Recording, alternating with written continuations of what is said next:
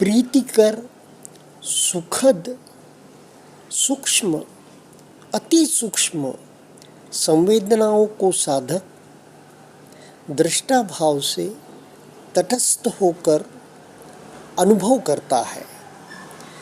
तो यह इतनी प्रिय और इतनी सुखद होती है कि वह काम भोग में जो संवेदनाओं का अनुभव करता था और उस कारण उसे बार बार भोगने की जो इच्छा होती थी, वह इच्छा, वह भाव, यह संवेदना जानने पर एकदम क्षीण हो जाता है और या निर्झरित हो जाता है। यह प्रीति और सुखद संवेदनाओं की तुलना इमीडिएट संज्ञा अभी पूर्ण प्रज्ञा में परिवर्तित तो हुई नहीं है, तो जब भी तुलना हो जाती है कि अरे यह संवेदना कितनी सुखद, कितनी प्रिय, और काम भोग की संवेदना कितनी व्यर्थ या इसके सामने तो दुखद ही है कंपैरेटिवली, या कम सुखद है, तो फिर काम भोग के प्रति जो एक चिपकाव था, बार बार भोगने की इच्छा थी, वह समाप्त हो जाती है और ब्रह्मचर्य सहज हो जाता है। एक जगह गुरुदेव ने इन सुखद संवेदनाओं के और काम भोग के विषय में कहा हुआ मुझे याद आता है। ऐसी प्रीतिकर सुखद संवेदनाएं एक्चुअली साधक भोग नहीं रहा, साधक दृष्टा भाव से जान रहा है, तो भी सुखद है दुखद है यह तो जानना हो जाता है, तो यह जान लेता है। और दृष्टा भाव में है, तटस्थ है, उपेक्षा भाव में है, तो उपेक्षा भाव का एक अलग सुख है, वह हमारे तृतीय ध्यान में या चतुर्थ ध्यान में प्रवेश के बाद मिलता है। प्रथम ध्यान में तो जैसा कि संकल्प विकल्प चलते हैं, द्वितीय ध्यान में संकल्प विकल्प चले जाते हैं, उसका सुख है। और तृतीय और चतुर्थ ध्यान में, तृतीय में उपेक्षा है और चतुर्थ में उपेक्षा भाव का सुख भी चले जाता है। तो ये उपेक्षा भाव का सुख क्या दुख असुख संवेदनाओं का सुख भी एक बहुत ऊंचा है। यह भी क्षणिक तौर पे कुछ क्षण भी साधक अगर तटस्थ रह गया, तटस्थता में ही उपेक्षा भाव का उसको कुछ सुख की अनुभूति, आनंद की अनुभूति अवश्य हो जाती है। इसमें हम भोग नहीं रहे हैं, इसमें हम भोक्ता भाव नहीं है, तेन त्यक्तेन भुंजित्वा का भाव है, यानी कि हम सिर्फ जान रहे हैं तटस्थता से। इसे भोग नहीं कहा जा सकता, इसे तुलना भी नहीं कहा जा सकता। तो कभी कभी बात आती है ना कि हमारी यह काम भोग वासना की जो इच्छा है, ये जो इससे कब हमें छुटकारा होगा, तो उसका उत्तर यह गुरुदेव की दिया हुआ मुझे याद है कि सुख देखते देखते, मगर ये कब होगा, जब हम बार बार ध्यान करेंगे, बार बार साधना में रत रहेंगे। बार बार यानी कि मतलब है जब भी आपको समय मिल जाए, आप साधना में लग गए, जान रहे, खुले आँखों से भी जान रहे हैं, समझिए कि ये श्वास चल रही है या फिर संवेदना चल रही है। और मित्रों एक बात है कि सांसों में भी कुछ ऐसी इस प्रकार की एक अलग प्रकार की सांस का भी अनुभूति होती है। जब साधक धीरे धीरे साधना करते जाता है तो कुछ उसमें भी एक अलग प्रकार का सुख, आनंद, तो वह आनंद सुख दृष्टा भाव से देख रहा है, जान रहा है, दृष्टा भाव से अनुभूति ले रहा है, तो वह भी एक अलग है, वह भी एक उसका वर्णन भी नहीं कर सकते। जो सुखद संवेदनाएं हैं उसके भी अति सुखद, अति सूक्ष्म इस प्रकार उसके तो कंपैरेटिवली दूसरी जो उसके पूर्व की संवेदना में हमको दुखद या कम सुखद लगने लग जाती हैं। तो यह मैं जस्ट बता रहा था कि संवेदनाओं के बारे में कैसे काम करती है संवेदना, और संवेदनाओं का क्या बोले तो संवेदना दृष्टा भाव से देखने पर क्या होता है, यह मैं बता रहा था। तो अब चित्त की भी अवस्थाएं जब हम देखते हैं, चित्त कभी कभी संक्षिप्त होता है, कभी कभी विक्षिप्त होता है, तो यह जानना भी चित्त की विभिन्न अवस्थाएं, जैसे संवेदना जान रहे हैं, उसी वक्त उसी समय हम चित्त की विभिन्न अवस्थाएं जान रहे हैं कि अरे मेरा चित्त भटक रहा है, मेरा चित्त राग युक्त हो रहा है, मेरा चित्त द्वेष युक्त हो रहा है, यह जानना भी अपने आप में एक सुख देता है, अपने आप में एक आनंद देता है। जो तटस्थता का, उपेक्षा बहुत ऊंची चीज़ है, तो अभी तो तटस्थता, दृष्टा भाव भी हमें एक अलग सुख दे जाता है। अभी ना चलते चलते या सवेरे उठते ही सांस चल रही है, सांस का आना जाना देख रहा हूँ, आनापान सांस का, या कभी संवेदना देख रहा हूँ, तो एक अनुभूति और होती है, अरे चलो हम तो जीवंत है, चलो आगे पूरी जिंदगी पड़ी है, चलो आगे पूरा जीवन पड़ा है, वाह क्या बात है। ये एक अभी हम जीवंत है, अभी हम जीवित है, इसका भी एक अलग आनंद, एक अलग सुख है। तो यह मैं एक आपको इसी बारे में बता रहा था कि संवेदनाओं के चलते किस किस प्रकार से हम यह जानते रहते हैं। तो कभी कभी लगता है ना, अरे ध्यान को बैठना है यार, बस अब क्या वहीं संवेदना देखूं क्या, ध्यान को बैठना एक प्रमाद आ जाता है, एक आलस्य आ जाता है।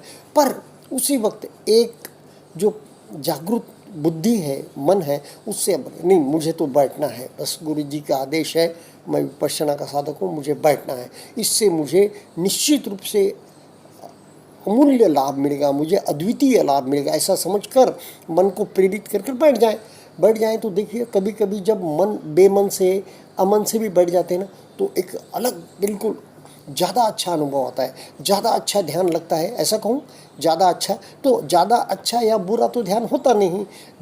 ध्यान करने के बाद उद्विग्नता नहीं डेवलप होनी चाहिए, या मन में ध्यान किया उसका तुलना करके नहीं ध्यान मेरा अच्छा नहीं हुआ, ऐसा नहीं करना चाहिए। बस बैठ गए ना आप, आपका काम था बैठना, तो आज लग रहा है कि ध्यान अच्छा नहीं, यह अनुभूति आने के बाद भी एक आप जो है सो अलग लेवल पर पहुंच जाएंगे, और पहुंच जाएंगे कि नहीं तटस्थता से, ये ध्यान के विषय में भी हम तटस्थ हो गए। शुक्ल ध्यान जिसे कहते हैं वह भी होता है।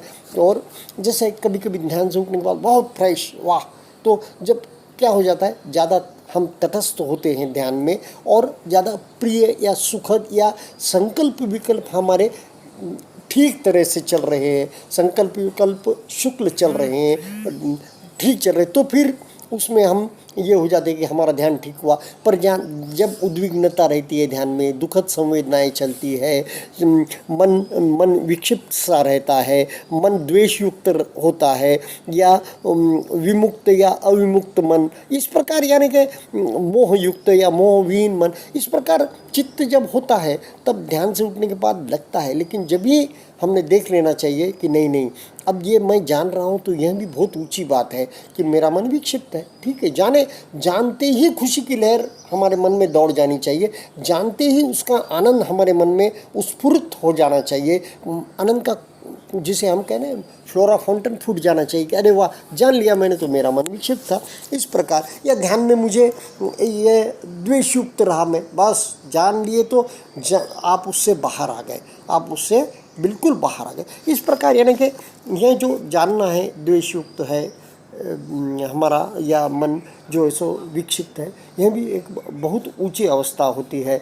तो साधकों, ध्यान साधना में हम जब चलते हैं आगे आगे, तो यह भी लगना चाहिए कि हमारा जीवन कितना क्षणभंगुर है, कितना अनिश्चित है, कब समाप्त हो जाए कुछ कहा नहीं जा सकता, और कितना क्षणभंगुर है।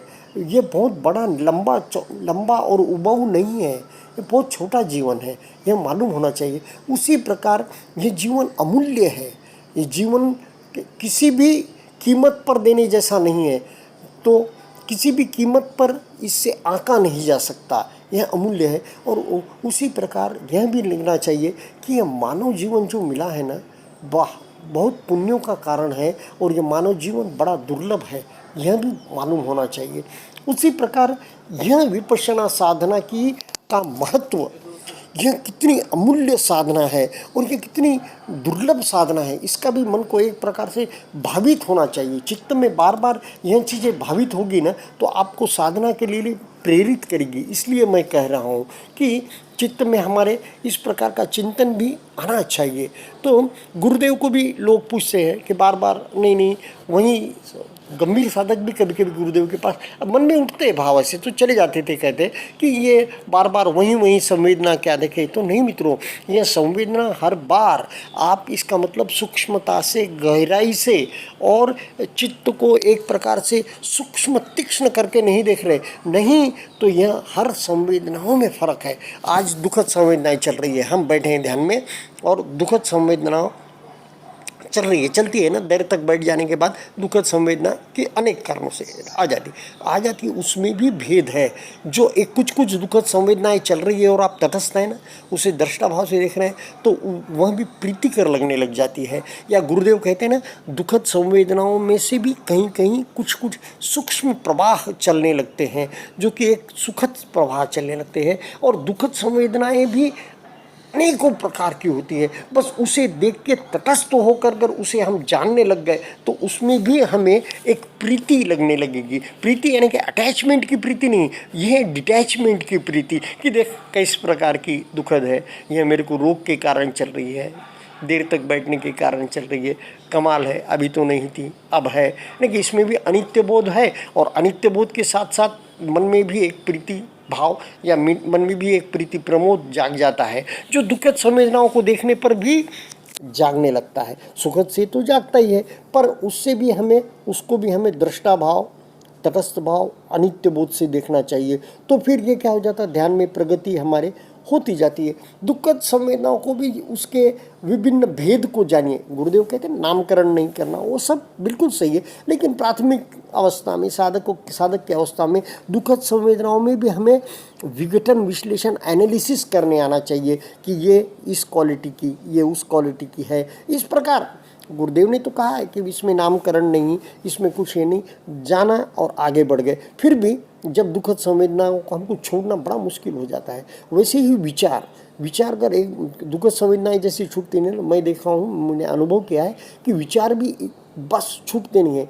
एक बार सर पर चढ़ कर कुछ भी भय के रहो, चिंता के रहो या किसी के कारण मन में द्वेष उत्पन्न हो गया हो, क्रोध, तो वह जल्दी छूटता नहीं है। बार बार हम उसे तटस्थ भाव से जानकर आगे संवेदनाओं में जाने की कोशिश करते, पर वह पीछा नहीं छोड़ता। कितनी कमाल की बात है, संवेदना पीछा नहीं छोड़ता। यानी कि हम संवेदना निर्माण नहीं कर सकते, हम संवेदनाओं को विलय नहीं कर सकते।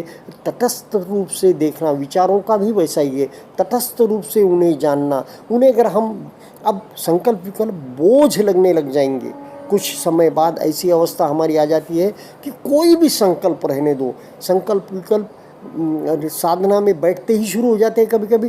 तो वहाँ प्रथम ध्यान में, द्वितीय ध्यान में अवस्था है कि हमको संकल्प का बोझ लगने लग जाता है। जैसे ही मन को किसी चीज़ का बोझ लगने लग जाता है, शरीर बोझ फेंक देता है, वैसा मन भी बोझ फेंक देता है। तो साधक को संकल्प विकल्प रहित होकर द्वितीय ध्यान में हम प्रवेश